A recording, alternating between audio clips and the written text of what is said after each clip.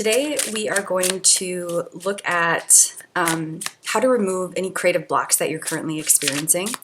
We're going to do that through a 3-card spread, and then after we look at that 3-card spread, we're going to do the book method of divination with both of these books, The Artist's Way and Ernest Holmes' Creative Mind and Success. But let's start with the 3-card spread. So the first card, let's see what came out here. Oh my gosh, here they are. Wow. Isn't that fun when that happens? Wow. I love that so much. Okay, so here we go. The first card represents what you believe is the problem, but is not actually the problem. The second card represents what is the problem. Okay, so first card is what you think is the problem. You're probably putting energy to try to correct that, but it's not actually the problem. The second card represents what the actual problem is. The third card represents what would create a breakthrough. So here we go. We've got this 9 of Swords in reverse for the first card, which is what you think the problem is, but is not the problem. We've got the 7 of Pentacles in reverse for the actual problem, and we've got the Emperor upright for what would create a breakthrough. Okay, great. I feel like these cards have some pretty powerful message, so I'm just going to get started here with card 1, which is 9 of Swords in reverse, and this card represents what you believe the problem is, but what is actually not the problem.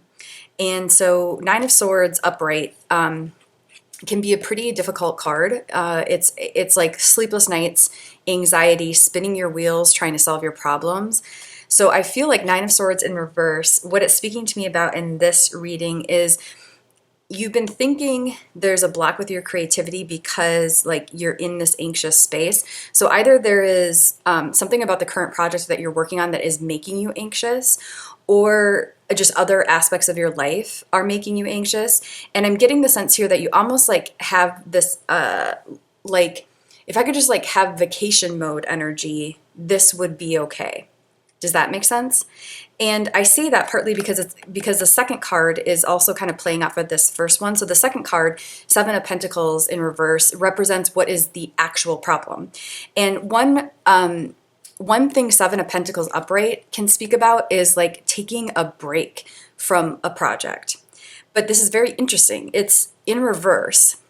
And so to me, what that's speaking about is like you actually, to move through this creative block, or maybe better put, to remove the creative block that you're experiencing, it doesn't require like a vacation from the project. It doesn't even require a vacation from the creative tension. It actually requires you to be with the project, to be with the creative tension. Does that make sense? Because I think, and this is interesting because I just spoke this out to somebody recently, so it's interesting that it's coming up in this reading. And that's the metaphor. I didn't come up with it, but I don't know who to give credit to at this point, but you've probably heard it. You may have heard it.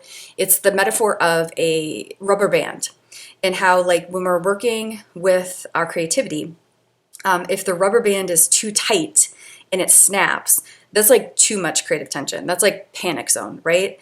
But at the same time, if there's not enough creative tension, it gets limp, right? And so there's something here about becoming skilled at being with that creative tension, at holding that creative tension. I think also not judging it, because I wonder if part of what's keeping you up at night is simply but powerfully that creative tension. Do you know what I'm saying? But you're like interpreting it as bad, like this isn't how it should be. Like if I'm really supposed to work on this project, or if this is actually going to turn out, I should feel more like I'm in vacation mode or something like that. And I can certainly resonate with that. I think that's not your fault that you may have those feelings, because I think that's kind of the image, the illusion that we're sold as creative beings in our current culture. We're kind of sold this idea like I don't really love the quote, like if you love what you do, you won't work a day in your life. I don't know, that hasn't really been my experience. Like it's still work, but I do, what am I trying to say? You could take that quote 2 ways. One way is like, if you love what you do, You won't work a day in your life. Then you feel like you should like be on vacation all the time. Does that make sense? Or you could take it a different way, which is maybe the way the person who said it intended it, and maybe I'm just coming to understand that in my own life as I mature with as a creator, as a creative. And that second way could be, I'm good at holding creative tension. Do you know what I mean? I'm becoming skilled at working with my creative tension. I don't want my rubber band to be limp, but I also don't want it to be in panic zone. And so I maneuver that energy. I also maneuver my life in order to make sure that creative tension is taught. Is that the right word? Like taught, like stretched? I think so. That word sounds so weird right now. Taught? Okay, well, you get it. It's like stretched, so there's a bit of tension, but it's not snapping. And I think that's what the Emperor is representing as a third card. The third card represents what would actually create a breakthrough. And Emperor energy is very dignified in the best way possible. There's like no messing around with Emperor. Do you know what I mean? And right now I'm just like noticing, look at the difference between these two cards. Like this is a beautiful card, but I think there's like look at the precision of the Emperor compared to the chaos of the Nine of Swords. Like there's precision here, right? So what that's speaking to me about is being the master of the creative tension that you're willing to hold in your life. And so part of that is being a master of energy. So that includes your spiritual practices, that includes healthy boundary setting, things of that nature.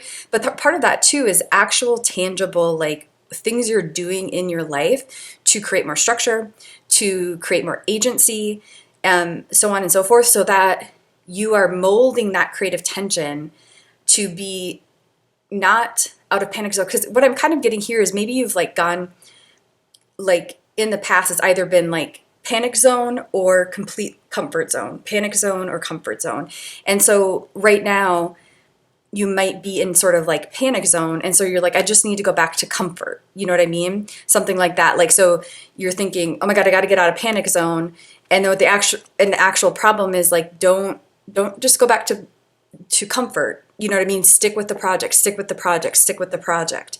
And so I think there really is this invitation to look at how you interact with creative tension. And I really have the sense that with this awareness, like you can become a master at being with that creative tension, at holding it, at molding it. I feel like you just needed the permission slip to understand what that creative tension is and has been.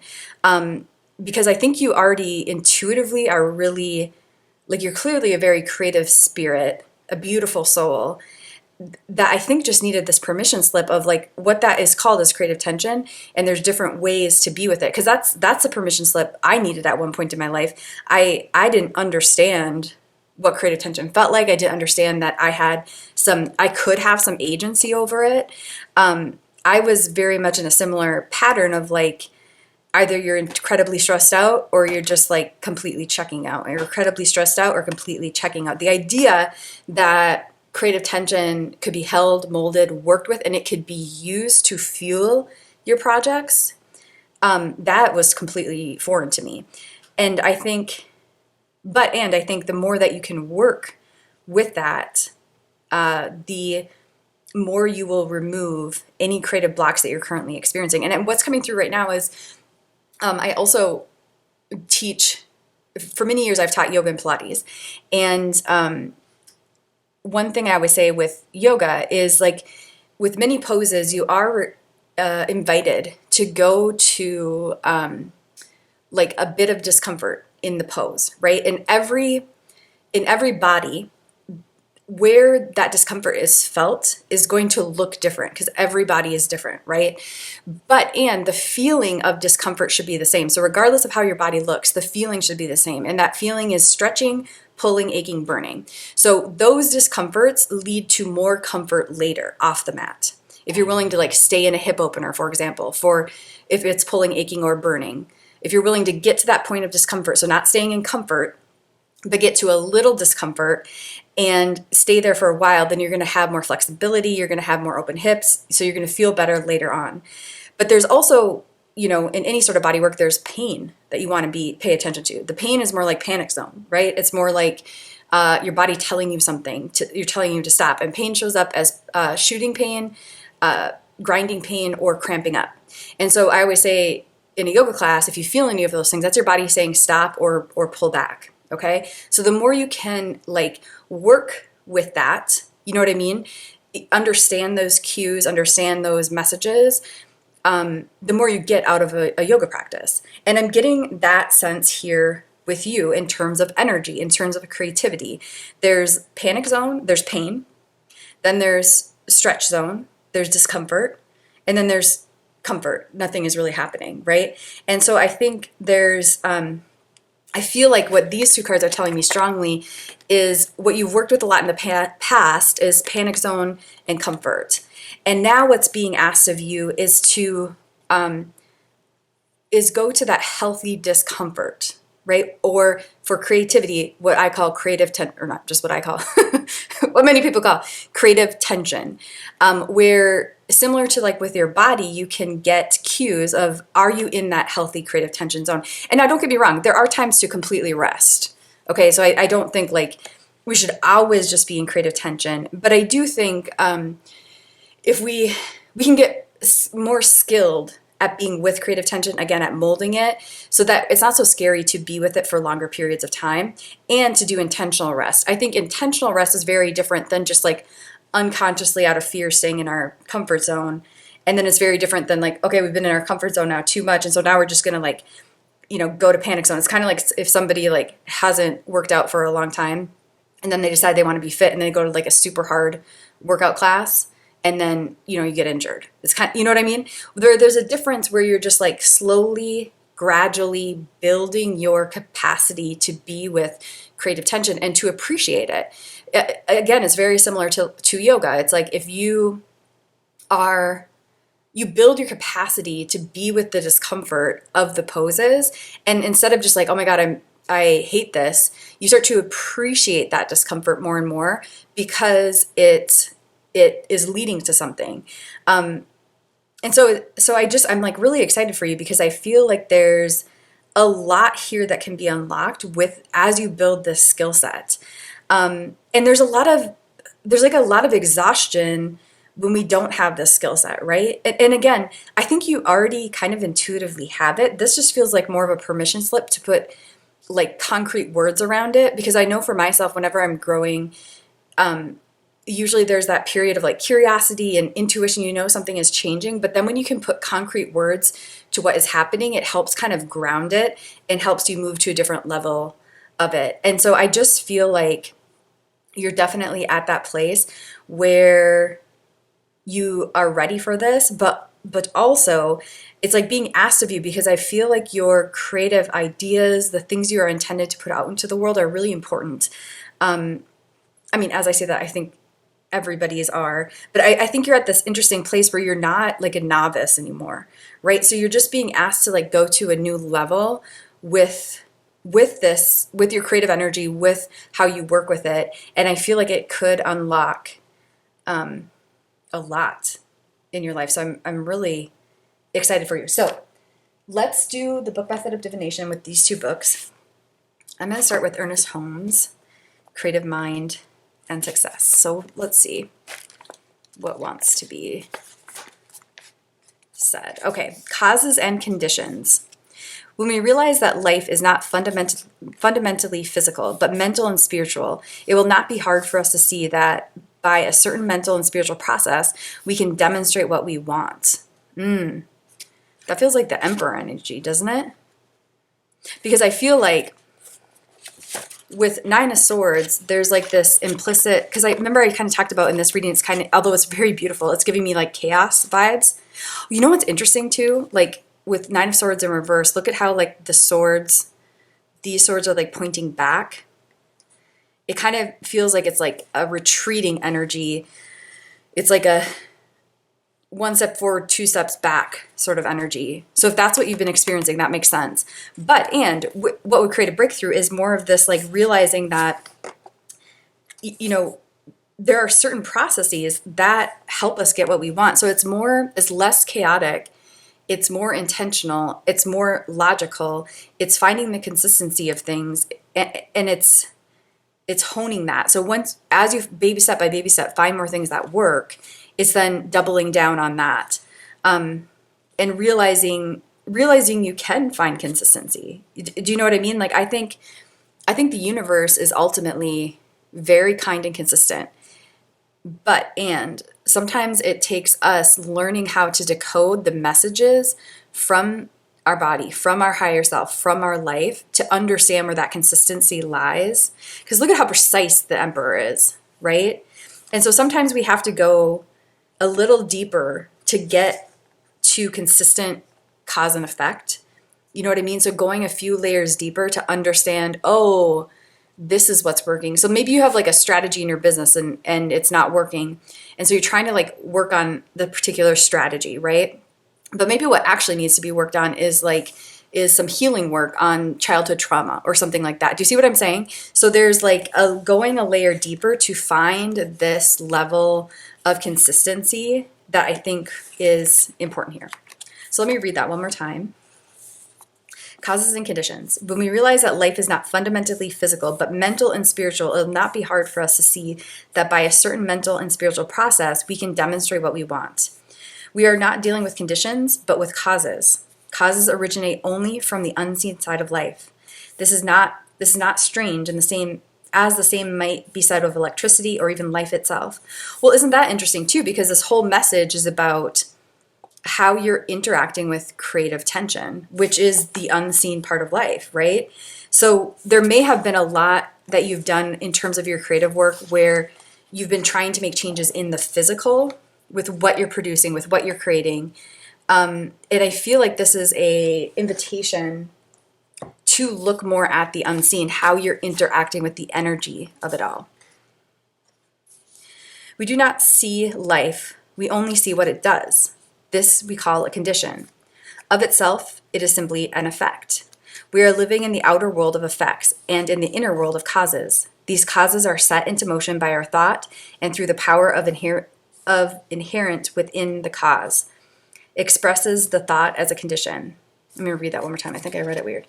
These causes we set into motion by our thought and through the power inherent within the cause expresses the thought as a condition. It follows that the cause must be equal to the effect and that the effect also evaluates with the cause held in mind. Everything comes from one substance, and our thought qualifies that substance and determines what is to take place in our life. The whole teaching of the Bhagavad Gita. The whole teaching of the Bhagavad Gita is that there is but one, and that it becomes to us just what we first believe into it. In other words, we manifest the unmanifested. This in no way takes away from the omnipotence of God. I'm going to say Mother God. This in no way takes away from the omnipotence of Mother God, but adds to it, for she has created something that is able to do this. Mother God still rules in the universe, but we are given the power to rule in our lives. Oh my gosh. The Emperor card. Wow. That's wild. That is basically the Emperor card. So maybe there's partly here too, like a permission slip to rule, a permission slip to direct your life, and how that's not like in the physical world, that's not ruling your own life is not taking away any power from anyone else. But in the spiritual sense, it's also not taking any power away from Mother God. Like we are intended to channel that sacred energy in our unique ways. So I'm going to read that part one more time. This in no way takes away from the omnipotence of Mother God, but adds to it, for she has created something that is able to do this. Mother God still rules the universe, but we are given the power to rule our lives. We must realize then, absolutely, that we are dealing with a substance that we have the right to deal with, and by learning its laws, we will be able to subject them to our use, just as Edison does with electricity. Law is, but we must use it. Wow. Law is, but we must use it. Isn't that beautiful? Wow. And that truly is what the emperor represents. The emperor represents that law is, and I'm using it. You know what I mean? Versus the chaos of the Nine of Swords. Wow, that's powerful. Okay, let's look at the Artist's Way. See what wants to be said here. Here's the quote. Albert Einstein, in the middle of difficulty lies opportunity. Oh my gosh. That's what I feel like this card is saying. You know, so it's like what you thought was the problem but isn't, is like, I just need to alleviate this difficulty and get rid of this anxiety. And don't get me wrong, I'm all for relief from anxiety, but I also am for relief from anxiety by listening to it, almost going towards it instead of going away from it. And I feel like that's what the Seven of Pentacles in reverse was saying. Like, you don't actually need a break from this project to alleviate anxiety. Do you know what I mean? There's opportunity there to harness your creative spirit, to harness your creative maturity, to harness your ability to bring intended cause into effect, to harness your ability to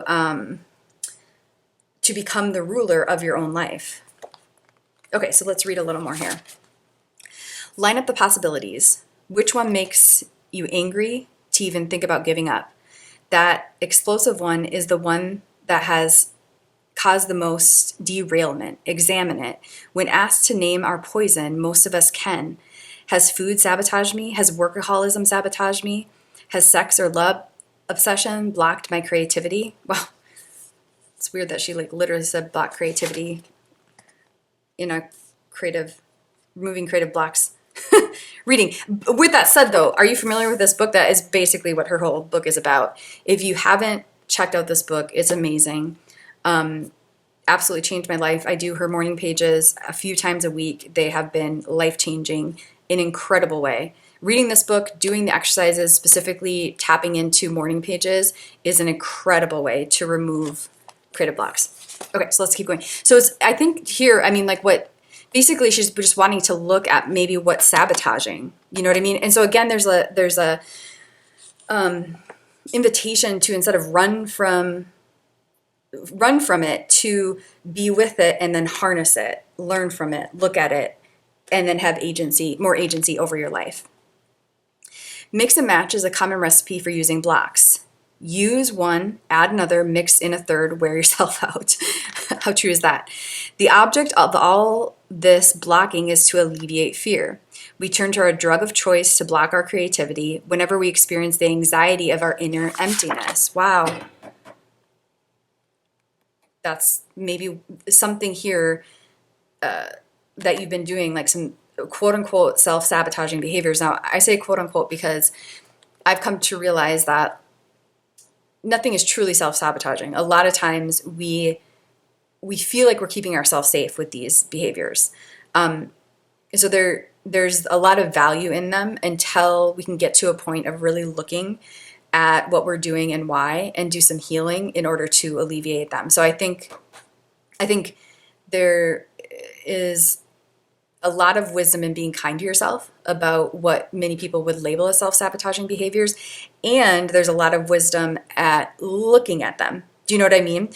And doing your best not to go into a shame spiral, but looking at them, being with it instead of darting away, and then learning how to harness, heal, and move past them in a natural way.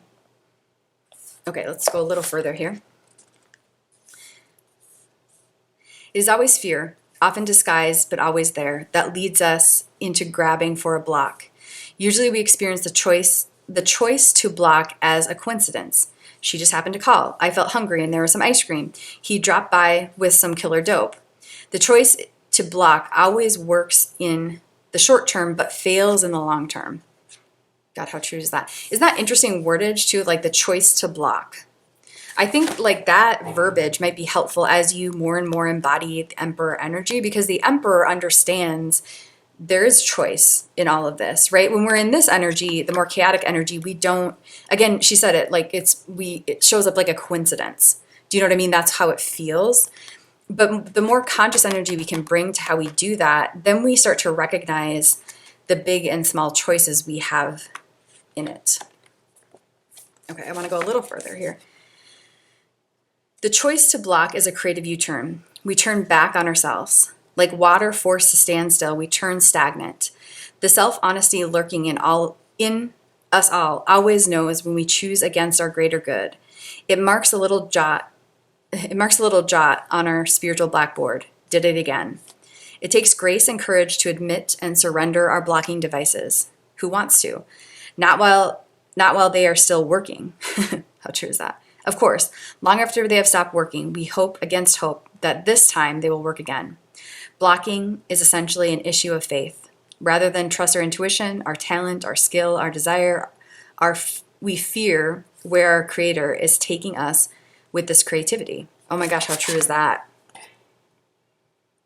It's scary. It's scary to follow your creativity, isn't it? Like we do, and so I think sometimes we unconsciously self-sabotage because we just like don't know where this is going. Do you know what I'm saying? It's answering the call to adventure. It's going into the unknown. So I think there's an element of that here too, for sure, which is, I certainly understand in my own way, and I think is natural. But then I think as we want to move past our creative blocks, we have to look at how we might be doing that. Okay, where was I? I'm going to read this part over. Blocking is essentially an issue of faith. Rather than trust our intuition, our talent, our skill, our desire, we fear where our Creator is taking us with this creativity. Rather than paint, write, dance, audition, and see where it takes us, we pick up a block. Blocked, we know who and what we are, unhappy people. Unblocked, we may be something much more threatening, happy. For most of us, happy is terrifying, unfamiliar, out of control, too risky. Is it any wonder we take temporary U-turns? Yeah, because look at the power of this card. Do you know what I mean? Like, this is threatening to most people. It's threatening to ourselves. Do you know what I mean? This is a lot less threatening because it's a little, it's maybe fun, it's chaotic, right? This card represents, I know what I'm about. I understand how to utilize my energy most of the time. I have agency over my choices and my life. I recognize choice more, where she's like, you make a choice to pick up a block versus just thinking it happens by coincidence. And this can be very threatening to many people and to ourselves. And so I think there's just a invitation to recognize that here. Bring this all to consciousness, because I feel like you have such incredible, I was going to say incredible potential, but that I feel like I hesitate to say that because everybody has incredible potential, right? That's like our mother God-given birthright. But I feel like you also, more than that, you have put your potential into action for many years now. And you are on the brink of some really incredible shifts in your life and in your creative work. And so I feel like you deserve to do this work of the Emperor, however you want to say it, the work of Mother God, the work of the Creator, to more and more harness this ability to be with your creative tension, to be the Emperor in action. So I'm really excited for you. And I also just want to say, like, it's not, what's coming to me, it's not always easy to tame this energy. And I don't typically like the word tame because I don't like when people are tamed, but I do like when this energy is tamed, right? From this into this. And this journey is not easy. But it is important and it is worthwhile. And it is something that I think you've been on the path of for a while now. So you're not like just starting this. You're evolving into this. You're in the midst. But I think this is a good visual of where you're going to, where you've been and where you're going. And this succinctness is something that you really deserve. You deserve precision and succinctness in your creative work and in your life and energy. And so I think the more you're willing, baby step by baby step, to shift from, I guess one way to put it is to notice when you're picking up a block and to notice the choice in that. And maybe that's just where you start, right? You don't even have to like put the block down right away, but maybe you begin, and again, I think you've been doing this journey for a long time, but maybe this next level that this reading is inviting you to, maybe you begin by just noticing when you're picking up a block, not being unkind with yourself about it, and you don't even have to put the block down. You just have to notice the choice in it. I think that could be a really beautiful, natural place for you to begin this process, because eventually awareness is what changes everything, right? Eventually we do get sick of picking up our own blocks, right? But when we don't know we have the choice in it, it's hard to change it. And so I think that would be the first step. Notice when you're picking it up. Be kind to yourself. You don't even force yourself to put it down. You can still utilize the block of choice, the creative block of choice, but then you are more and more,